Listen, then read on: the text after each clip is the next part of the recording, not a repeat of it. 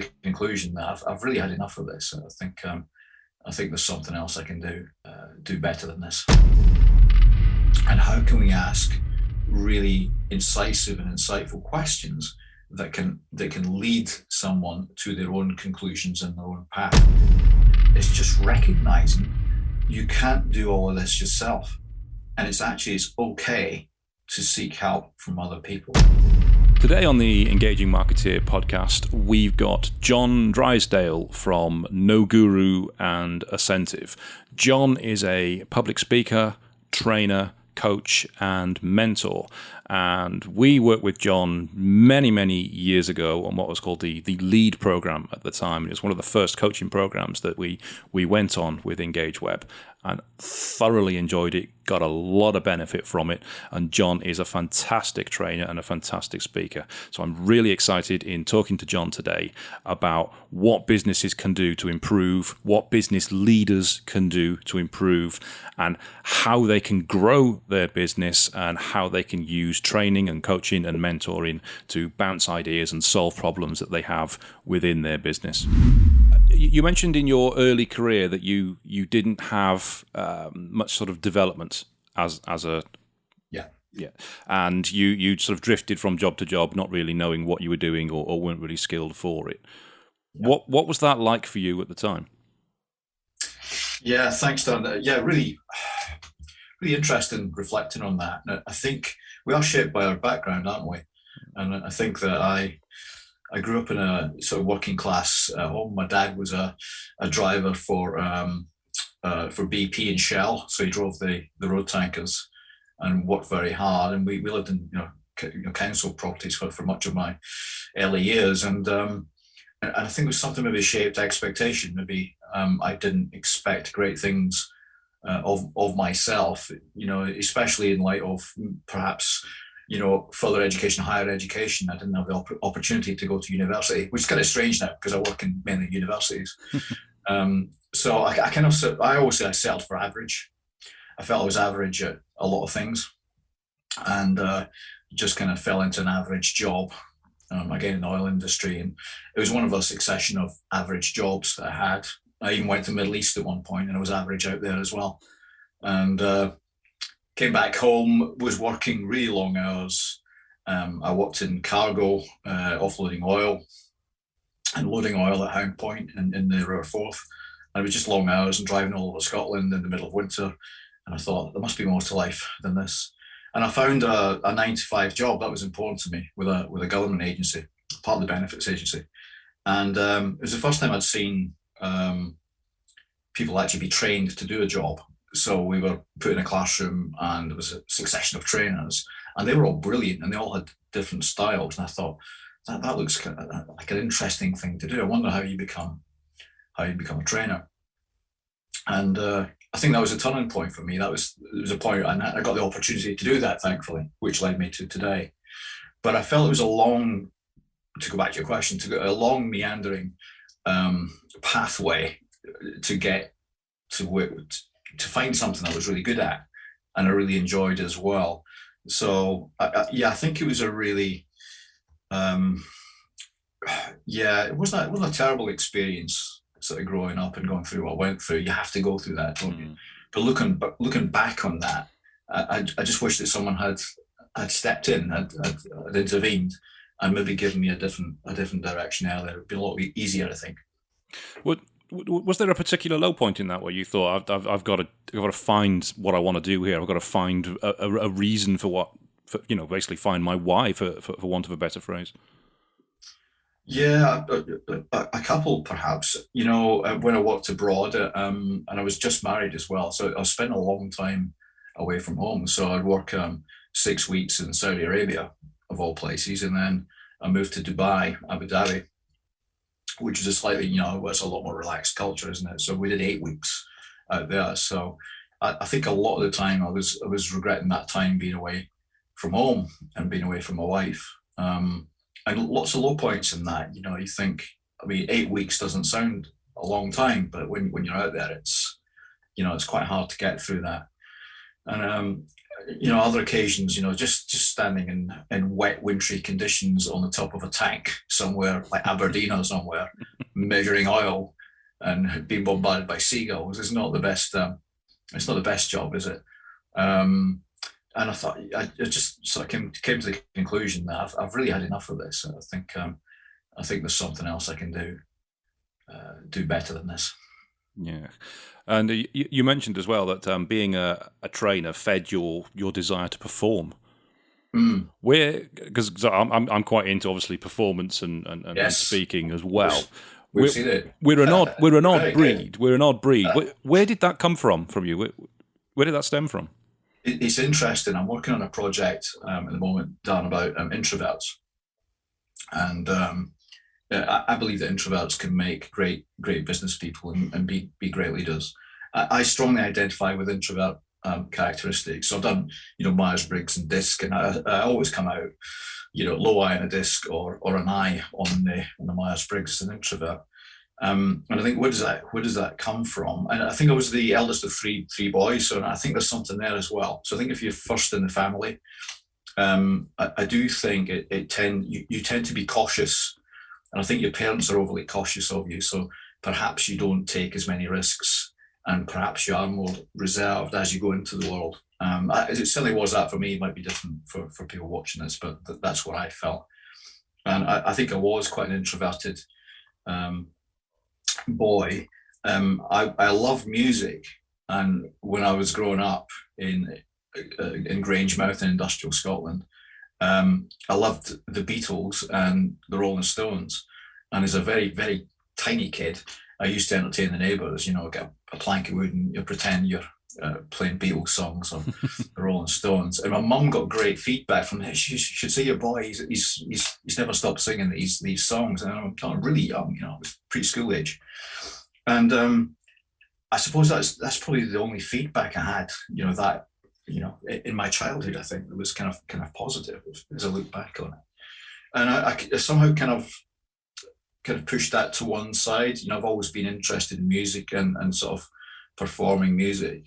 And I got to do it later in life, sort of played in bands and a duo with my wife, Fiona. So she's a terrific singer. So we used to go out and, we needed money at one stage, and we went out and we played round pubs in Scotland, and we played for 3 or 4 hours a night. So I guess the point I'm trying to get to is I think introverts are interesting, aren't they? Because I think they can be great performers. I can think of lots of actors and musicians that I think are probably off the scale introverts, but there is something about that performing.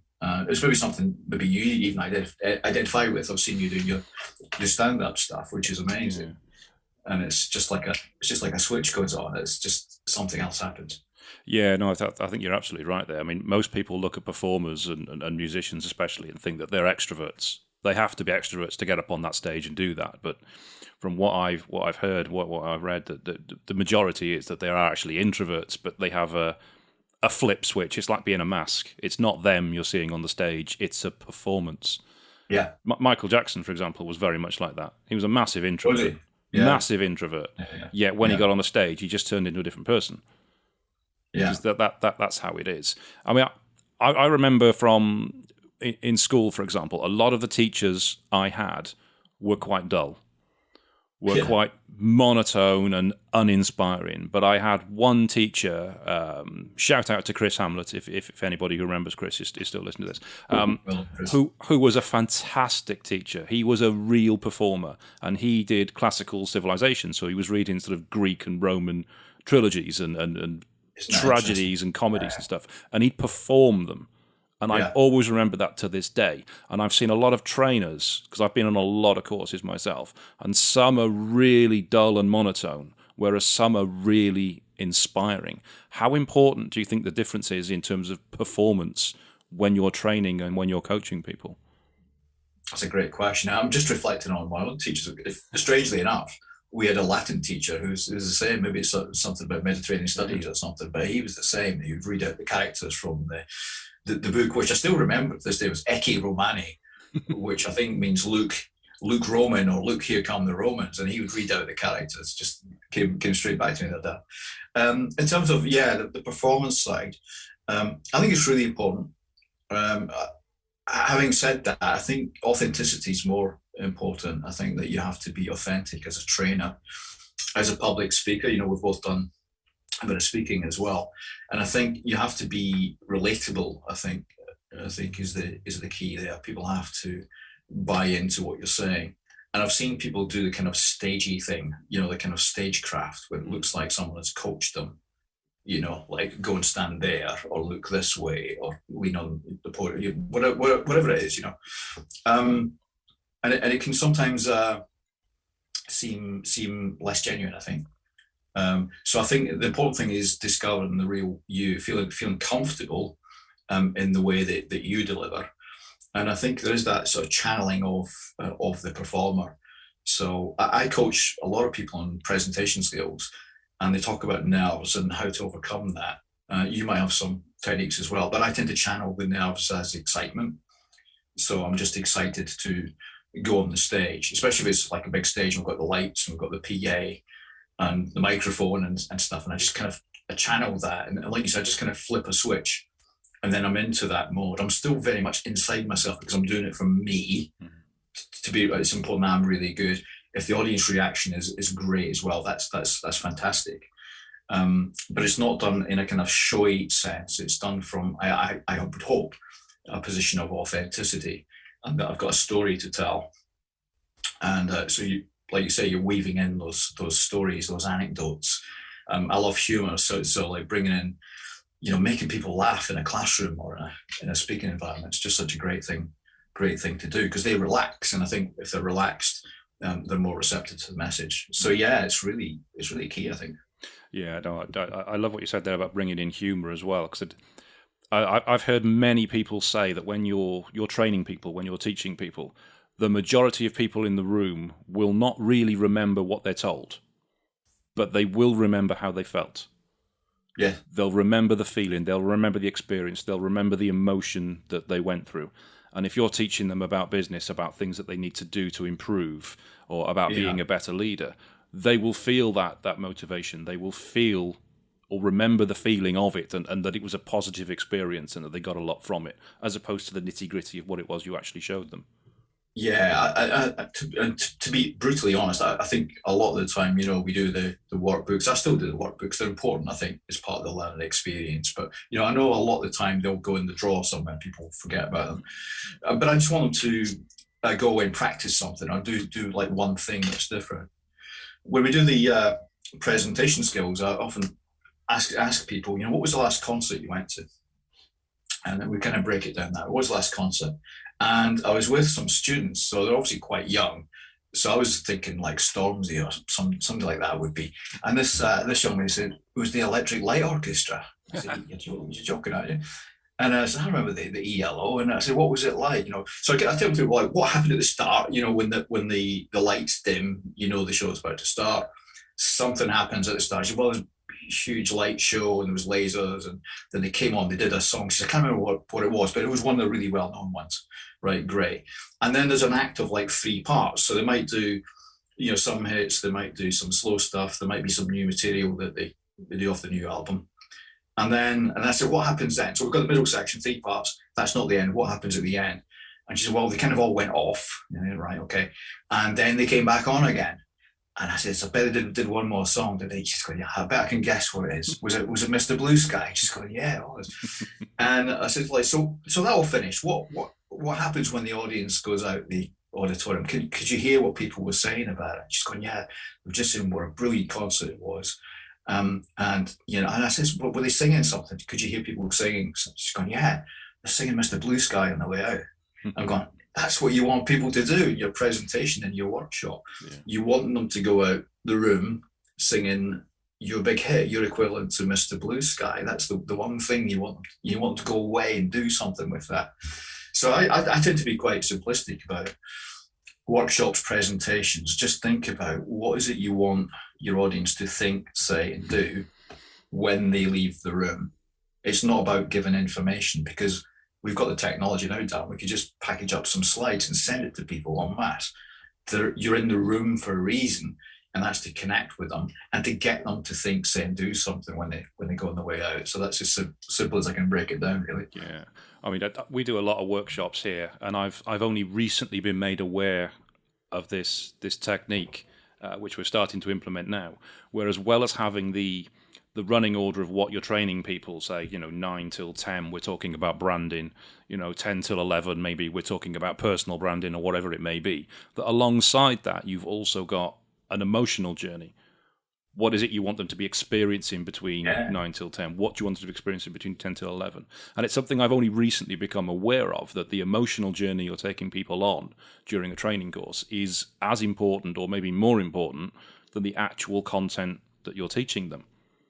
Now, one thing I wanted to ask you particularly, because obviously you do a lot of this, how has it been different doing all of this sort of stagecraft, this teaching in the room, and then doing that online? Yeah, it's a great question. And to be honest with you, Dan, I think it's still something that we're all still developing. It is very, very different. I find I'm possibly even more animated on screen. So it's almost like you have to make yourself bigger and do more. And obviously, going back to what I said before, in an authentic way, that it's not too stagey. I find myself sometimes like leaning forward, almost like having a conversation, especially if it's like a small group, sort of leaning forward, and I'm questioning and I'm asking, what do you think of that? And so what does that mean? And all that sort of stuff. So it's like having a kind of dialogue through the screen. So it's very, very different, and you've only got this, haven't you? You don't have the full range of body language. I think pace is important. I think you need to do stuff in chunks so people can digest it. I think you have to involve them. So interactive whiteboards, for example, doing polls, getting word clouds, all of that stuff. So it's about making it as rich an experience as you can. But like I say, I think we're all still learning the craft. We're only 2 years into this. I've been standing on my feet training stuff for the last 20 odd years. So it's a very different environment. Interestingly, we run quite long programs. We're a centre for ILM, which is the qualifications arm of the Institute of Leadership and Management, and we do a coaching program. Now, for years, when we were based in Liverpool, people would have to travel to the centre there, and we would train that out. And since the pandemic, we've run about 3 or 4 cohorts, all learning how to become coaches and mentors through ILM. And they love it because it's really accessible. They can dial in from anywhere in the country. Again, we try and make it really interactive, lots of practice sessions. And I don't think there's any real difference in the quality of the program. I think for me, it still feels better being in the room with them because I can kind of observe them a bit more. But in terms of their experience, it's been great. It's been great so far. And when you're coaching people, when you're training people, because I found this as well. Some people are more receptive than others to new ideas. Some people are more receptive than others to change. What do you think makes a leader or a business owner be receptive to change? So the leader themselves. Yeah. I think it has to. It's a great question. I think there has to be a motivation there, doesn't it? There has to be a real motivation to learn, because we all want to do things. So I'm writing a book at the moment, and I'm already starting to get a little bit concerned. I'm not quite putting in as much as I wanted to, or as I hope to do, because life gets in the way a lot of the time. Your business, your life gets in the way. So there has to be a real desire to do that, to achieve your goal, to achieve the outcome. I think that's an obvious one. I think you have to be receptive to feedback, which is quite tricky sometimes. We all say, feedback, but when you receive feedback, it's just even the slightest comment. It's like, we do like evaluation sheets, and like, don't get me wrong, usually they're pretty great. But sometimes you just get a little comment that sort of irks you. You focus on that one comment, but I think, is there something in there I can learn from that?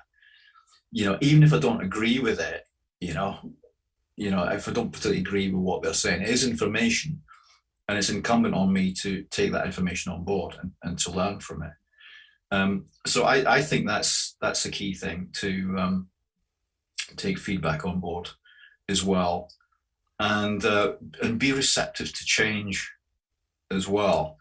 That we're not stuck in our ways, and sometimes we need a good kick up the backside. For instance, why didn't we do the online courses before through Zoom? I'd used Zoom a couple of times. I hadn't found it a comfortable experience, and I kind of, if I'm honest, I kind of put it to one side, and then we had to use it, and then now we're all using it. And I do my one-to-one coaching online as well, which was something I thought about, but the pandemic forced us to change. So I think they're the key elements. I think you have to be receptive to coaching, feedback, and change, and recognize the benefits of that change first and foremost. Feedback is an important one, because nobody likes getting negative feedback, but if you don't get negative feedback, then you don't improve. I listened to a podcast just the other day, Stephen Bartlett's Diary of a CEO podcast, where he was interviewing Simon Sinek, who wrote the Start With Why book. And Simon talked about how he gets businesses in a room together quite far down the coaching process. He said, you can't do this early on, where you'll get the leaders of the businesses and you'll get junior people in the businesses, and they will give brutal, honest feedback to each person one by one as they go around the room. And the person is not allowed to give any response to that feedback other than thank you. Yeah. He said that's a really interesting way to get the views of what your people who you work with, who are senior to you, who are junior to you, and what they think about you, and make you realize that maybe what you thought about yourself isn't quite true. Mm-hmm. Do you go through tasks like that with businesses when you help them on giving sort of 360 feedback and being really open with each other? Yeah, we have done, especially on our coaching programs, especially. But yeah, there's lots of exercises like that. Things like musical chairs, where we actually you rotate, and so you and I might be face to face, and then we give each other feedback. Then you move on to the next person. I think it's always that balance, isn't it, about making the learning experiences challenging without really sort of damaging someone. So sometimes you have to kind of tread that line a little bit carefully. Sometimes there's emotion involved in that. I come across a lot of emotion in my job, and there's a way of dealing with it. But the emotion is helpful, because it helps us to kind of process, that information. So if the information is uncomfortable or unpleasant or challenging, the emotion helps us kind of process that, and there is learning to be had from that, and actually everything's okay. So I'm a big believer in challenging businesses. Another thought just occurred to me there is about having cohorts, like action learning sets or mastermind groups. So they can be quite challenging as well, because you're surrounded by your peers. You've probably been involved in these, where you bring a business issue to the table, and then you get some sort of response, intervention from the people around the room. And that can be really tricky for business owners, because the business is their baby, and then suddenly they're getting challenges about it from a good place, but still it can feel a little bit discomforting. So when we're running those sorts of events, you have to really set that up quite carefully. It's not the sort of thing you can just let people do what they want. You've got to kind of set some parameters around it. But that's a great environment for learning, because you might have 6 different perspectives around the table. You might not take them all, but there will be lots of learning to be had in that. And you might just take away one nugget from every session, which is well worth doing, I think. Yeah, no, I agree. I've been involved in a couple of groups that have done action learning. There was one I was in Liverpool Hope University. I think it was a guy called Mark Nugent, I think, that was running it. Oh yes, yeah. And yeah, you come in with a problem, and then obviously you've got confidentiality. You're not allowed to, talk about outside the room what the business's problems are. Sure. But each week, one person would have a separate problem within their business, then everybody else would give their input on it. And the chances are that somebody else in a different business has experienced either a very similar or an identical problem to what you're going through before, and they've solved it. And I found that really useful, more so for me looking at the problems that other businesses have. I was about to say, yeah. Yeah, because I found that that's kind of what made me want to actually get into training in a way. Because I thought I was actually, surprisingly, I was giving really good advice, and that surprised me. That surprised me, because normally I don't put myself in other people's positions very well.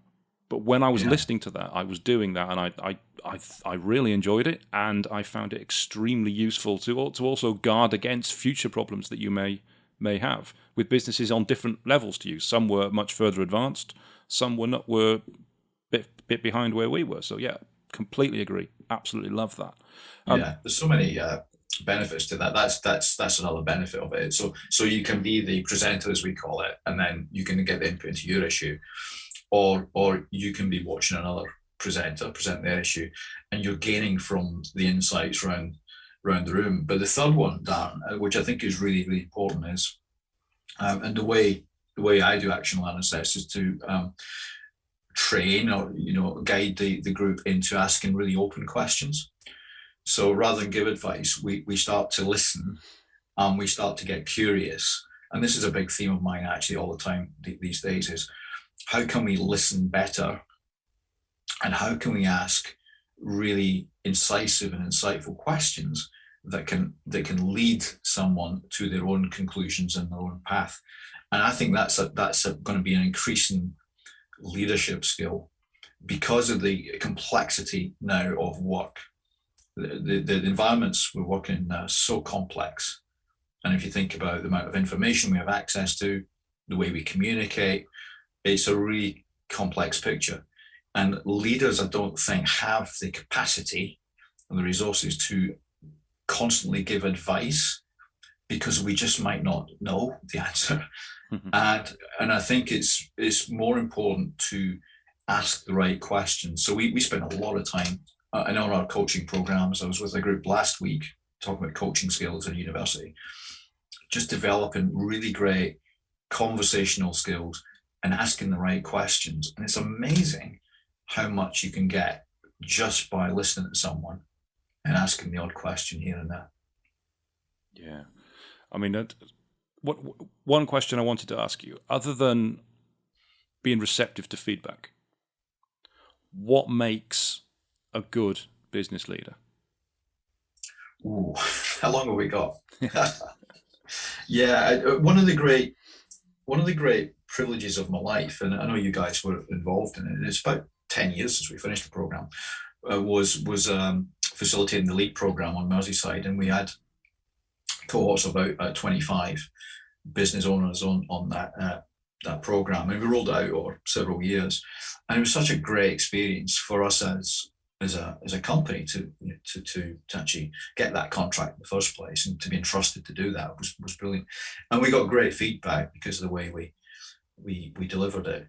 But the best thing was seeing the growth of the leaders. There's several, I was thinking about this morning, several businesses that have gone on to do extraordinary things, or extraordinary growth. They are proper brand names across Merseyside. The key thing when everyone kind of arrived was the lack of confidence in the room. Everyone thought, a bit like your action learning actually done, everyone thought that everyone else had a better business than them. Everyone thought that everyone else was a better leader than them.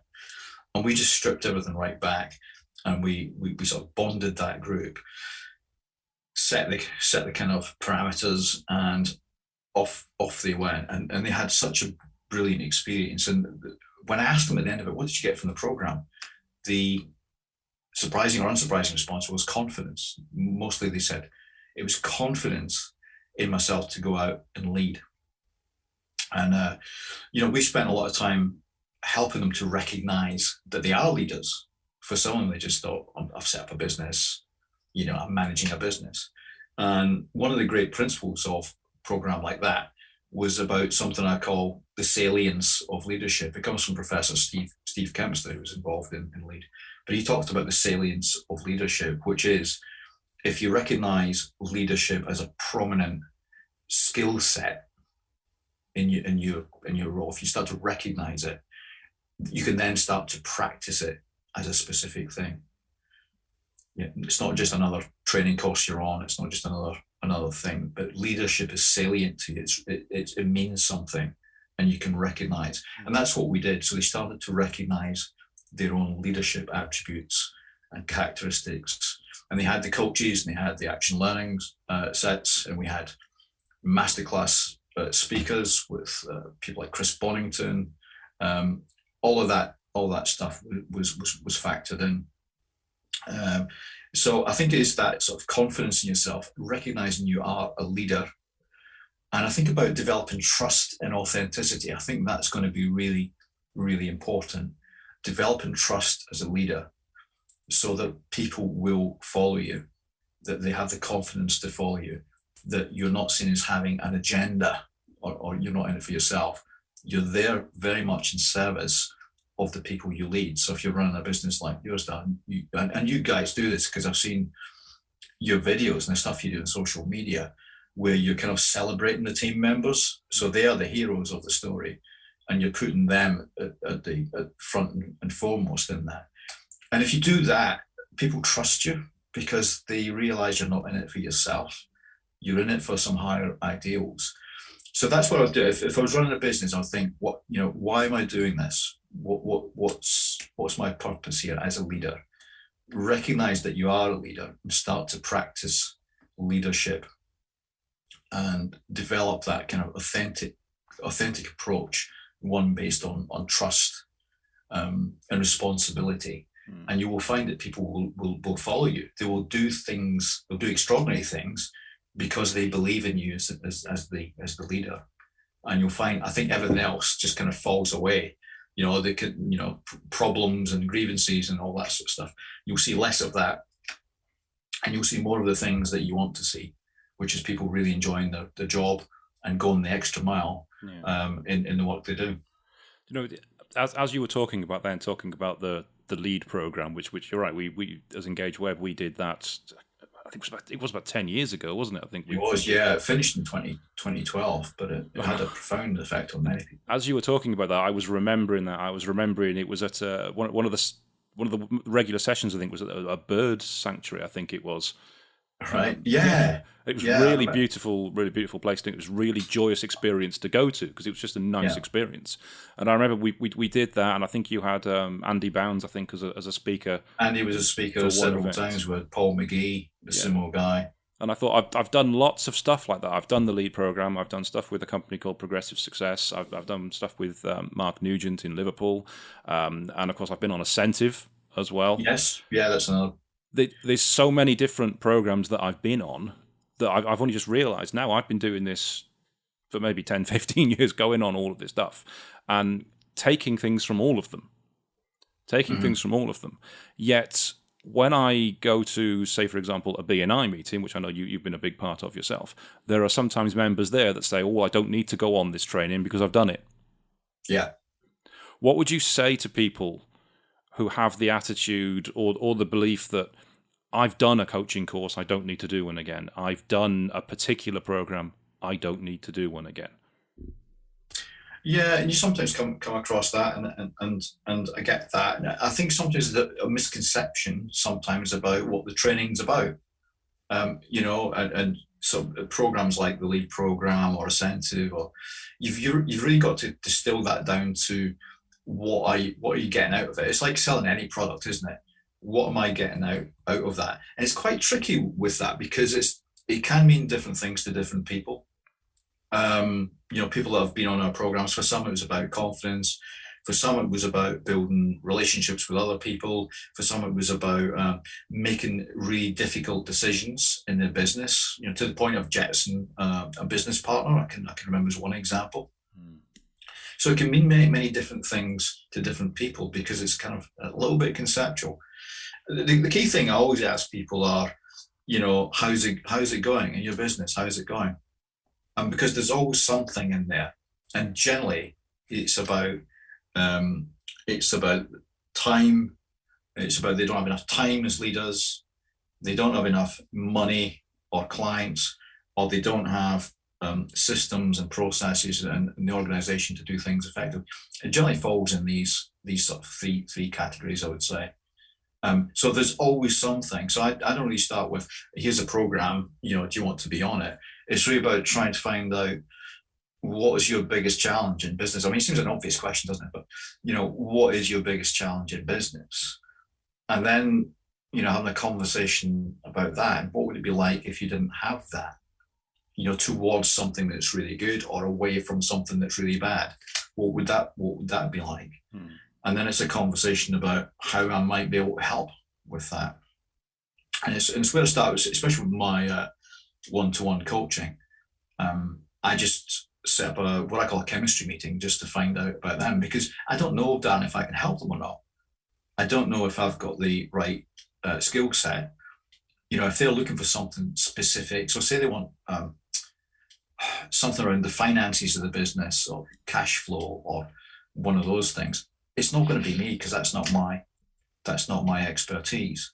If it's about the mindset, if it's about creating a vision for the business, if it's about overcoming their internal beliefs and confidence, then I'm probably the guy. I'm much better equipped to deal with that. So it's very conversational, and it's like, what's your challenge, and then weaving that, sort of converting that into a conversation about, okay, what sort of help might you need in your business? So it's just as simple as that, really. So speaking of challenges in business, then, is there any particular challenge that you've helped a business owner with come to mind, or the biggest challenge you've helped somebody overcome, and what the resolution was? Obviously, without giving details, because you can't do that. Yeah, lots. I'm just looking down. So I made a few notes before we came on. I think a lot of stuff around about growth, around about business growth and client acquisition. So we've had clients who've had extraordinary growth that have been on programs. So again, I'm trying not to sort of breach confidentiality here, but someone who's got multiple sites now, which is starting to become a really large business from being like one site in St. Helens. They've been on our leadership program. We've had success with people on things like the Asentiv program, where they've gone on to, quite recently, notions of writing a book and presenting their brand in a different way. And now they are a published author of, I think, 2 or 3 books. And they're now out there as the go-to person in that particular field. And that was I can remember that conversation was a move away from being like a consultant. So it was in sort of the well-being arena. So booking appointments, and you'd go and it'd be that sort of one-to-one consultation. And then it was through the coaching that actually, is that what you really want to do? Or is there a bigger outcome? Is there a larger goal there? And it was actually, this is great stuff I've got. How can I get that to as many people as I can? I can see one person and help one person, or I can package this stuff up in a way and then get it out to loads of people. So she's now working with educational institutes, training staff on well-being, and with several publications now out there, and a podcast on the way. So that's the sort of thing I like to think I had at least a part in helping them with. Okay, you've mentioned Asentiv a couple of times now. Yeah, I've obviously we've done Asentiv at Engage Web, and I found it hugely useful. There's 3 things in particular I took from Asentiv that we still use and make good purpose of today. One was how you target and define your specific customer that you're looking for, as opposed to just throwing darts at a board and seeing what hits best. And it's about going after that really, really targeted customer. One is I've never heard anyone else talk about at any sort of coaching thing, and that's about keeping in touch with your referral partners and thanking them for referrals and introductions that you've had, even if it's just a postcard. Yeah. Constant contact. But the big one for me is what they call the ECC, the emotionally charged connection. And that's essentially finding your why, your reason for doing it. And it's a deep down personal reason for doing it. That it got quite emotional in the group when we went through that. And there were some really good stories coming out of that. That the personal trainer, for example, had a really, really deep rooted reason why he was doing what he was doing. And another friend of mine, who I won't tell you what it was, but Shore and Go, she won't mind me mentioning it, who's Utility Warehouse. Shoren has a really, really good emotionally charged connection. And when you find this out, it helps you understand better why you're doing what you're doing. It's not something you necessarily share with everybody, or you might share variations of the story with everybody, but it really helps you do that. Now, I often get asked by people, for example, who are in B&I, what is Asentiv? Should I do it? Is it worth doing? What did you get out of it? Can you tell us sort of essentially what is Asentiv and why should people be doing it? I think you've explained it quite well, actually. Because I was so when I first became aware of Asentiv, which is a global organisation now, and they are experts in referral marketing, or another way you could describe it is relationship development, and it is about acquiring. At its essence, it is about acquiring the sort of business that you want to acquire for the sort of money you want to be paid. So we always talk about an amazing business and a spectacular life. And those two things have to come together, because some people work far too hard, don't they? They don't have the lifestyle to go with it, or they're chasing their really small jobs. They're working really hard. They're not getting paid a lot. So it's about, well, what's the work you really want to do? What's the work you really enjoy doing? And that you'll get most value from. And how does that complement the sort of lifestyle? And it's that connection, isn't it, with the lifestyle? It's the purpose of it. Why am I doing it? You know, you're doing it for your family. You know, you're doing it for your own self-esteem. You know, what is that? You want to have 3 holidays a year, whatever it is, but it has to complement what you want in your life. And it's essentially it's a coaching program, which I think strips it back to these basic questions, like the emotionally charged connection. Why are you doing this? So working with accountants, been working with personal trainers, well-being practitioners, plumbers, builders. Like, why do you do what you do? And there's always a story behind it. There's always a great story behind why they do what they do. And recognizing that, then building that vision for the business. So it's done. Basically, what's the vision for your business? And it's amazing how few small business owners actually have that clarity of thought around that. So, well, if that's your vision, then what do you do then to achieve that vision? And we break it down. We break it down into strategies and tools they can use to get the sort of business that's going to help them on the way to that vision. So I came across it, and I was in a bit of a rut. I went through a period where things weren't working out for us, and I felt I kind of lost my way a little bit. And it was my colleague Dave Verberg. I think you know Dave. Dave's well known in Merseyside, and he said, "Do you want to come for a beer, John?" I'm always open to that, so that's a good thing. And I said, "What are you doing, Dave?" He said, "I'm doing this Asentiv thing." Oh, that sounds interesting. And to be honest, cash flow was a bit sticky. And I thought, can I invest in this at the moment? And I quickly realised, I decided to do it, but I quickly realised that, this is the sort of thing that I've been needing. I've been needing that external influence. I needed some input into my business to help me move forward and to help me stop the way I was feeling about my business, and to energize me and to point me in the right direction. And I loved it. And I went off to Portugal to do the accreditation, and so became an accredited coach for Asentiv. So that's my involvement. But I think you explained it really, really well in terms of like the key messages from it. But obviously it's about practice, isn't it? It's about implementing these things. And it's all very well saying have a referral strategy or a strategy for thanking people, but it's the doing that's important, and the accountability that exists within Asentiv. But I think, earlier question about coaching as well. I believe everyone should have a coach. Certainly everyone that's running a business, I think, should have a coach. And I'm not doing that as a pitch for me, but I think everyone should think about it. I have a coach, and he says there's three things you need. You need cash flow in your business, so you need to make sure you've got the cash coming in. You need to create time, and you need to have a coach. The three things that he says, and keeps things very, very simple.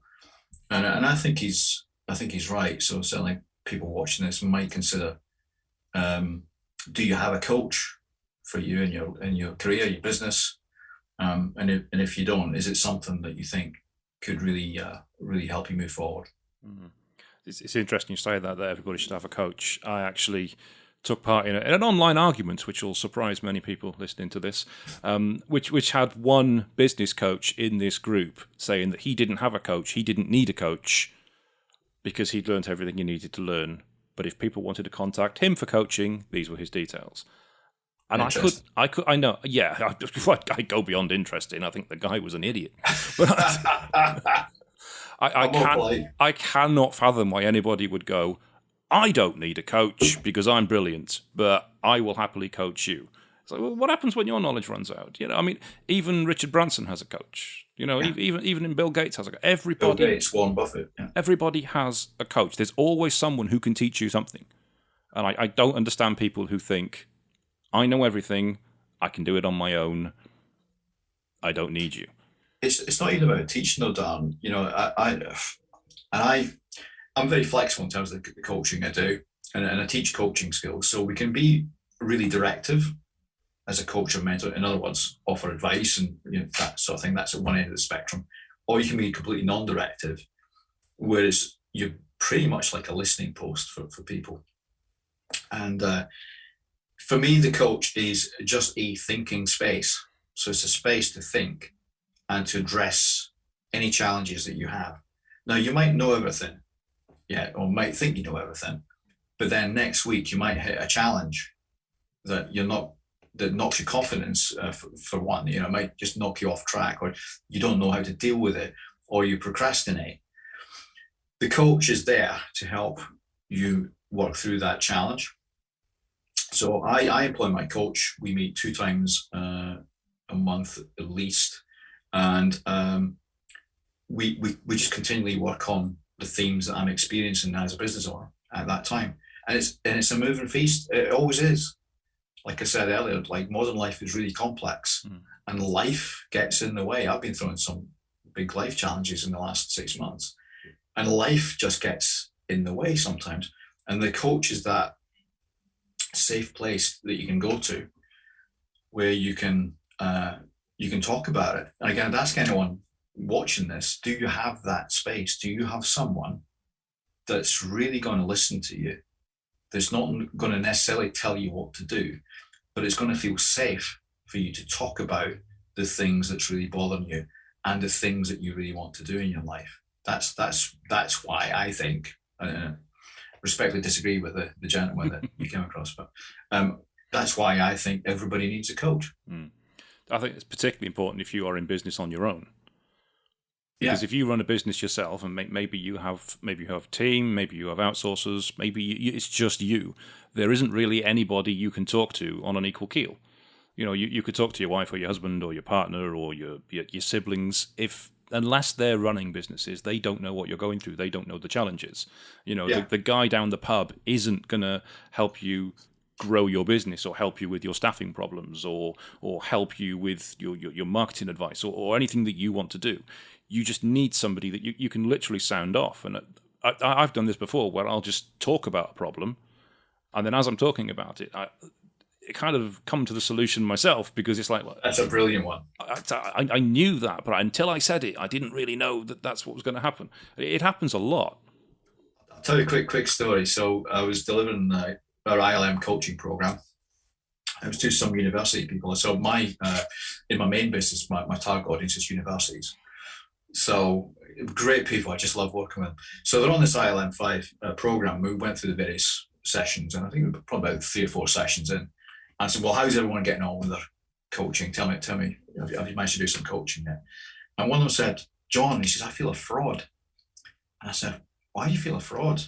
He said, well, he says, I've got a client. He says, I'm not a coach. I call them clients. I've got a client, and we were doing a session, and he came to the session, and he had a problem in his workplace. I said, that's good. So what happened then? He said, well, I asked him about the problem, and then he just started telling me about the problem, and he explained it all. And then he started to think about the reasons for the problem, and he was still talking. I said, what were you doing? He said, I was just kind of nodding, and I was listening, and encouraged. And then he started to think about some options and sort of possibilities that he could maybe try to address the problem. I said, what were you doing there? I was just listening, and and then he came to a decision, and he decided what actions he was going to take to address this problem.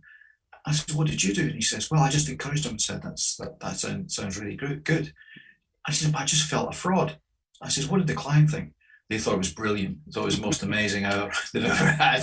I said, well, there you go then. I said, all you did was you created an environment for somebody to do their very best thinking. I'm such a fan of this. There's a book called, and I knew I'd end up mentioning it, Time to Think by Nancy Klein.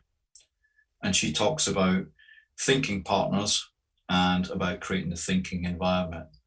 And she's works from the premise that people have already done all the thinking they need to do on a particular subject when they come to you. It's been going around their head. Yeah. And all you're doing is you're kind of creating a space to kind of facilitate that thinking. So which my guy did extraordinarily well. It sounded a brilliant session because he didn't interrupt. He didn't take him off track. He just created that nice space. And the client was really happy with it. I thought, I now know what I need to do. Thank you very much. One question I wanted to ask, touching back on to Asentiv slightly. As a business coach and as a mentor and a trainer, you must have seen a lot of programs over the years that maybe have been pitched to you or that you've been on or that you've seen. What was it about Asentiv that made you think, yes, that one? It was probably the beer, I think. No, it wasn't. It's like I knew Dave, and I didn't know Dave that well. He's a really good friend of mine now. So we actually developed a relationship and ended up working together, and we still do stuff together. I just realised from the way he described it, this about having a pipeline of clients that you want to work with, and about the lifestyle and the business coming together. And it sounded, at that time, the way I was feeling, and this was about 6 or 7 years ago, and there was lots of stuff going on in my life at that time as well. I wasn't in a great place, which isn't great if you're a trainer or a coach, but I really wasn't in a good place then. And it just sounded, that's kind of that sounds like what I need. It sounds like I realized I needed help done. And again, it goes back to your earlier question about, business owners. It's just recognizing you can't do all of this yourself. And it's okay to seek help from other people. And I think a lot of us go around with a bit of the mask on. And I see it lots of, don't get me wrong, they're brilliant at it. And I've had people in programs got worn the mask really well. Everyone great, wow. And then you get talking to them, and it's really not great. So I think it's just about, for me, it's about recognizing that I needed help at that time. And this program sounded like the sort of thing that was going to help me move forward. And it was the relationship as well. So I trusted the person who was offering it to me. Okay. And as a final question, John, if someone listening to this realizes that they also need help, that they also would like to talk to somebody to get the kind of help that you offer, what's the best way for someone to get in touch with you? Yeah, exactly that. Just get in touch, John.Drysdale at noguru.net, noguru.net, noguru.net, and set up a call. And we can chat just the way that you and I are chatting today. I have that initial meeting, like I say, just to see if I can help. And that's help whether it's the person individually, or if they have a business and some teams that they want some help with, then we can equally do that. So it's just that initial conversation. I don't like to call it a consultation, but it's a conversation to see if I can help or not, and importantly, whether they think I'm right for them, because I might not be the right person, or there might not be the right fit, or it's really important that I think there is that chemistry that we can work together. So yeah, just drop me a line on the email address and we can set something up. Okay. Thank you very much, John. Thank you very much for joining me today. I Thanks for asking me. totally appreciate your time.